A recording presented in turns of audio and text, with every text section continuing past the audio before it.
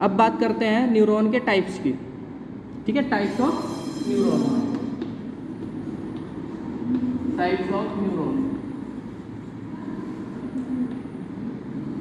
Types of neuron. तो इसकी structure के आधार पर हम न्यूरॉन को बांट सकते हैं। जैसे कि न्यूरॉन हो सकती है, स्यूडोपोलर न्यूरॉन हो सकती है, या बाइपोलर न्यूरॉन हो सकती है, या फिर मल्टीपोलर न्यूरॉन हो सकती है, या फिर यूनिपोलर न्यूरॉन हो सकती है। सबसे पहले जो है समझते हैं, ये जो मैंने अभी स्ट्रक्चर बनाया था, ये किसका बनाया था? मल्टीपोलर न्यूरॉन का बनाया था। किसका बनाया था? पहला जो टाइप हो सकता है मल्टीपोलर न्यूरॉन हो सकता है, जो हमने स्ट्रक्चर अभी देखी थी। ठीक है, इस तरह से देखी थी ना।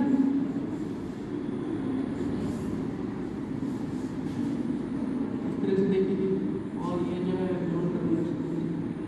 ये जो है मल्टीपोलर न्यूरॉन है। ठीक है, मल्टीपोलर न्यूरॉन है। दूसरी हो सकती है बाइपोलर न्यूरॉन, जिसमें जो है दूसरी हो सकती है बाइपोलर न्यूरॉन,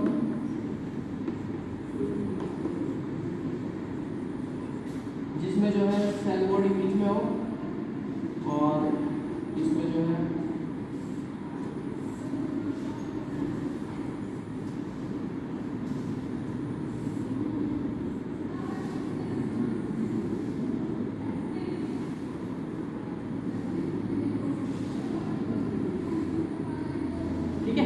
ये क्या है? बाइपोलर न्यूरॉन है। कैसी न्यूरॉन है? बाइपोलर न्यूरॉन है ये।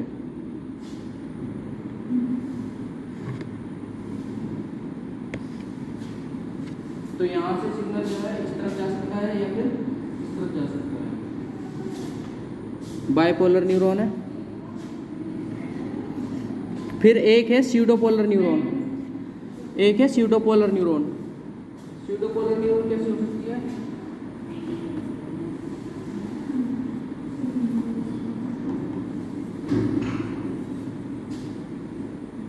स्यूडोपोलर न्यूरॉन कैसे हो सकती है? इसी तरह की होगी, बस उसमें फर्क क्या होगा?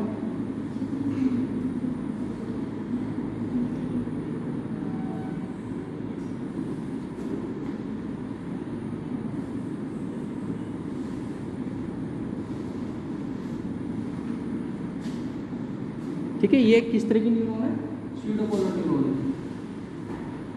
ये साइटोन है। ठीक है, यहाँ पे ये है साइटोन और यहाँ पे ये है साइटोन।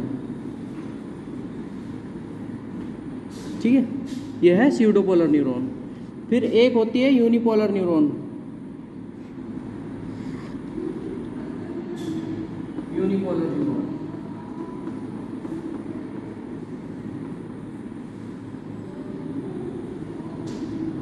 Unipolar neuron.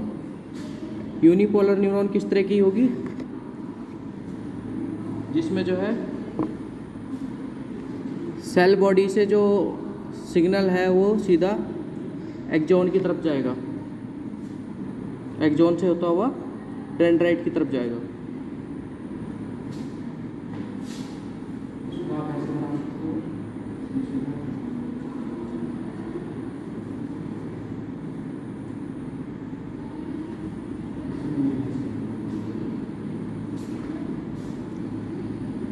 ठीक है, सेल बॉडी ऊपर है, उसके बाद एक्सॉन है ये,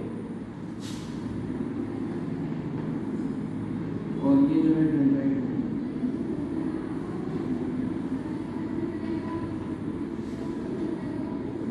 तो ये जो है मुख्य रूप से 4 प्रकार की न्यूरॉन है। सबसे पहली है मल्टीपोलर पढ़ी हमने, दूसरी हमने पढ़ी बाइपोलर, तीसरी हमने पढ़ी स्यूडोपोलर और चौथी हमने पढ़ी यूनिपोलर। इसकी स्ट्रक्चर के आधार पर है ये। ठीक है, इसके बाद जो है न्यूरॉन सेल्स के अलावा, हाँ डेंड्राइट्स नीचे हैं इसके। ठीक है, मतलब इस तरह की स्ट्रक्चर जो है देखने को मिल सकती है न्यूरॉन्स की। अब न्यूरॉन के अलावा जो है और भी बहुत सारी कोशिकाएं जो है पाई जाती हैं, जैसे कि ग्लायल सेल्स जो है पाई जाती है न्यूरॉन के साथ, जो कि कनेक्शन में होती है। ठीक है, ग्लायल सेल्स पाई जा सकती हैं। थोड़ा सा इसका इंट्रो देख लेते हैं। ग्लायल सेल्स पाई जाती हैं जो किसके एसोसिएशन में होती है, न्यूरॉन के एसोसिएशन में होती है। और नंबर ऑफ ग्लायल सेल्स का जो नंबर है वो न्यूरॉन सेल से 10 गुना ज़्यादा होता है। ठीक है, न्यूरॉन सेल से 10 गुना ज़्यादा होती है ग्लायल सेल्स। ठीक है, क्योंकि ग्लायल सेल्स के बहुत सारे फंक्शन हैं। ठीक है, ग्लायल सेल्स के बहुत सारे फंक्शन हैं, जैसे कि इसमें एक एग्जांपल पढ़ सकते हैं एस्ट्रोसाइट्स का, जो कि एक ग्लायल सेल्स का उदाहरण है, एस्ट्रोसाइट्स है। ठीक है, और दूसरी जो है ओलिगोडेंड्रोसाइट्स है।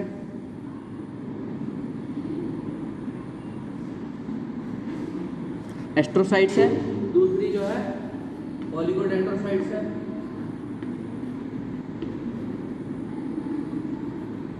ओलिगोडेंड्रोसाइट्स, तीसरी जो है माइक्रोग्लिया है,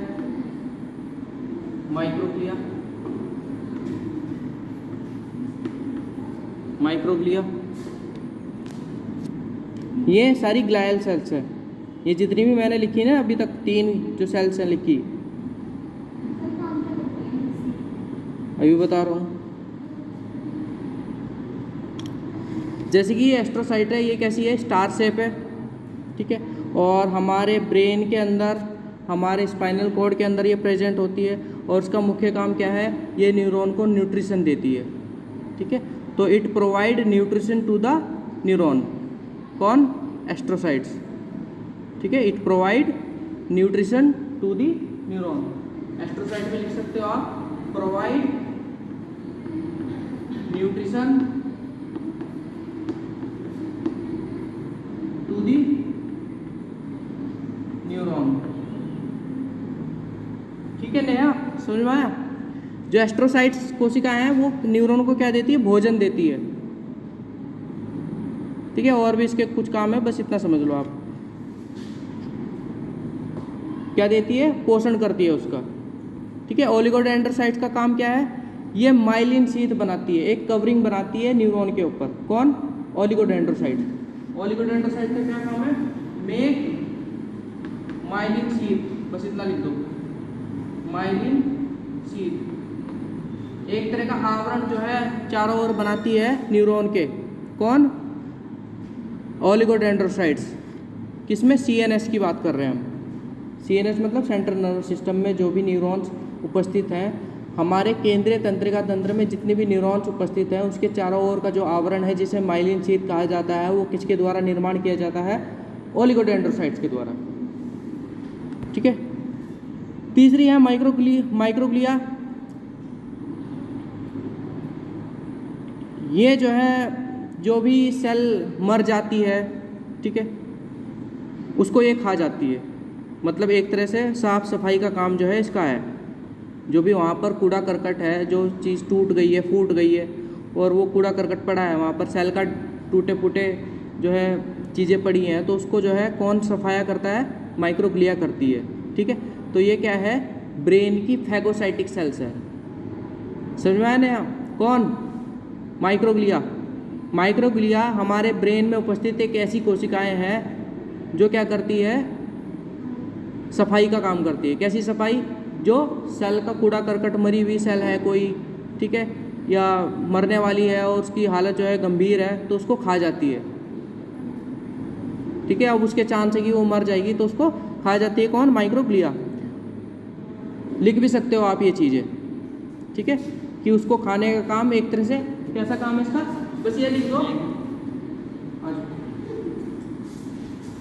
क्या काम है इसका, फैगोसाइटिक सेल है किसकी, ब्रेन की। कौन, माइक्रोग्लिया, फैगोसाइटिक सेल।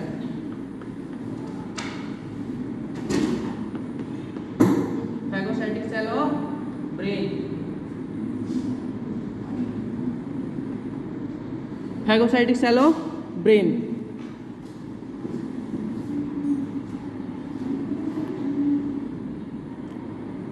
ठीक है, समझ में आ गया? तो ये कुछ जो है एक तरह से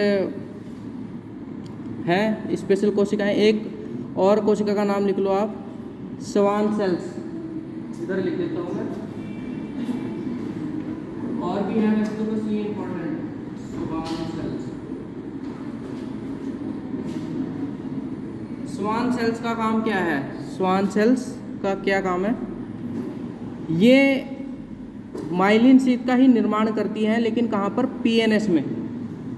मेक माइलिन शीथ, अभी डिफरेंस बताऊंगा। इन पीएनएस, मेक माइलिन शीथ इन पीएनएस। और यहाँ पर क्या लिख लेना? मेक माइलिन शीथ इन सीएनएस। कोई बताएगा फर्क मुझे सीएनएस और पीएनएस में? सेंट्रल नर्वस सिस्टम और पेरिफेरल नर्वस सिस्टम क्या है? दोनों अलग अलग चीज़ें हैं ना, ठीक है, दोनों अलग अलग चीज़ें हैं। सेंट्रल नर्वस सिस्टम अलग है और पेरिफेरल नर्वस सिस्टम अलग है, ठीक है। पेरिफेरल नर्वस सिस्टम का काम क्या है? ये एक तरह का असिस्टेंट है किसका? सीएनएस का। तो सिग्नल को ले जाएगा और लाएगा कौन? पीएनएस। किसके पास? सीएनएस के पास। सीएनएस का काम क्या है? इंटरप्रिटेशन करना, उसकी प्रोसेसिंग करना, वो सब चीज़ें, उसको स्टोर करना या डिलीट करना, वो सब चीज़ें उसका वर्क है, ठीक है। तो मेरे कहने का मतलब ये है कि यहाँ पर जो ओलिगोडेंड्रोसाइट्स थी वो कहाँ पर माइलिन शीथ का निर्माण कर रही हैं? सीएनएस में। कहाँ पर निर्माण कर रही हैं? सीएनएस में। और पीएनएस में कौन निर्माण कर रहा है? माइलिन शीथ का स्वान सेल्स। बस इतना फर्क है इन दोनों में, ठीक है। Schwann cells make myelin sheath in the PNS and oligodendrocytes make myelin sheath in the CNS. That's all, ठीक है, समझ में आ गया? और भी सेल्स है but they are more important than other cells. Okay, is it clear? Okay, ठीक है। तो उसमें आपने लिखा है ये कि ग्लायल सेल्स का जो है नंबर है वो 10 गुना ज़्यादा होता है न्यूरॉन सेल से, क्योंकि न्यूरॉन का एक बहुत ही स्पेसिफिक वर्क है और वो नहीं चाहती कि मैं मतलब और अदर वर्क भी करूं, क्योंकि उसका एक स्पेशल वर्क है जो ज़्यादा इम्पॉर्टेंट है, आई थिंक, है ना। अब वही जो है उसको न्यूट्रिशन भी लेना हो, वो सब चीज़ें करनी हो और ख़ुद का बचाव भी करना हो, तो वो ज़्यादा फिर वो दूसरे जो उसका स्पेसिफिक काम है वो उससे भटक जाएगी या उसको सही तरीके से परफॉर्म नहीं कर पाएगी, आई थिंक। तो प्रकृति ने क्या किया? इसके असिस्टेंट्स बना दिए, इसको हेल्प करने के लिए। न्यूट्रिशन कोई और जो है प्रोवाइड करा रहा है, उसकी रक्षा कोई और कर रहा है, जो साफ़ सफाई है वो कोई और कर रहा है, ठीक है। उसके चारों ओर का आवरण है उसको कोई और बना रहा है, ठीक है, समझ में आ गया? तो ये था कुछ न्यूरॉन सेल से जो अलावा मतलब नॉन न्यूरोनल सेल्स हैं उनके बारे में हमने बात करी। इसके बाद हम ये देखते हैं, इसकी स्ट्रक्चर हमने देख ली। हमने ये देख लिया कि न्यूरॉन का मुख्य काम क्या है? किसी भी केमिकल सिग्नल को इलेक्ट्रिकल सिग्नल में बदलना, किसी भी केमिकल सिग्नल को इलेक्ट्रिकल सिग्नल में बदलना और उस इलेक्ट्रिकल सिग्नल को एक्सॉन टर्मिनस तक पहुंचाना, ठीक है। उस इलेक्ट्रिकल सिग्नल को एक्सॉन टर्मिनस तक पहुंचाना और फिर उस एक्सॉन टर्मिनस से न्यूरोट्रांसमीटर के द्वारा उस सिग्नल को आगे दूसरी न्यूरॉन तक भेजना, ठीक है। तो ये जो न्यूरॉन है बेसिकली दूसरी न्यूरॉन के साथ कैसे वो सिग्नल एक न्यूरॉन से दूसरी न्यूरॉन के पास चला जाता है, ठीक है। एक न्यूरॉन से जनरेट होता है और दूसरी न्यूरॉन के पास चला जाता है। तो there is a gap between the two cells, between the two neuronal cells. समझ में आ रहा है? एक ये न्यूरॉन है, एक हाथ मेरा ये न्यूरॉन है और दूसरा हाथ ये मेरा न्यूरॉन। तो इसके जो डेंड्राइट्स है आपस में इस तरह से थोड़ा गैप होगा इनके बीच में। ये जो गैप है, ये मेरी दो उंगलियों के बीच में जो गैप है, मेरे दो डेंड्राइट्स के बीच में जो गैप है, इस गैप को हम क्या कहेंगे? साइनेप्टिक क्लेफ्ट या साइनेप्स। क्या कहेंगे? साइनेप्टिक क्लेफ्ट या साइनेप्स। मतलब मेरे कहने का मतलब यह है कि इस एक्सॉन टर्मिनस से इस डेंड्राइट्स के पास कैसे सिग्नल ट्रांसमिट होगा, ये जो बीच का गैप है ये कैसे पार होगा? ये बीच का जो गैप है ये कैसे पार होता है? न्यूरोट्रांसमीटर के द्वारा। ये जो गैप है, ये सिग्नल यहाँ तक तो आ गया, लेकिन इस गैप को कैसे क्रॉस करे?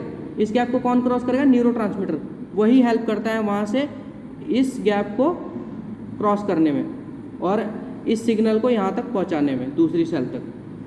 समझ में आया? तो जहाँ से सिग्नल आ रहा है, जिधर से सिग्नल आ रहा है उसको हम बोलेंगे प्री साइनेप्टिक न्यूरॉन। ठीक है, समझ में आ रहा है? जिधर से सिग्नल आ रहा है उसे हम बोलेंगे प्री साइनेप्टिक न्यूरॉन, और जिधर सिग्नल जाएगा, मतलब इधर से आया प्री और इधर गया पोस्ट।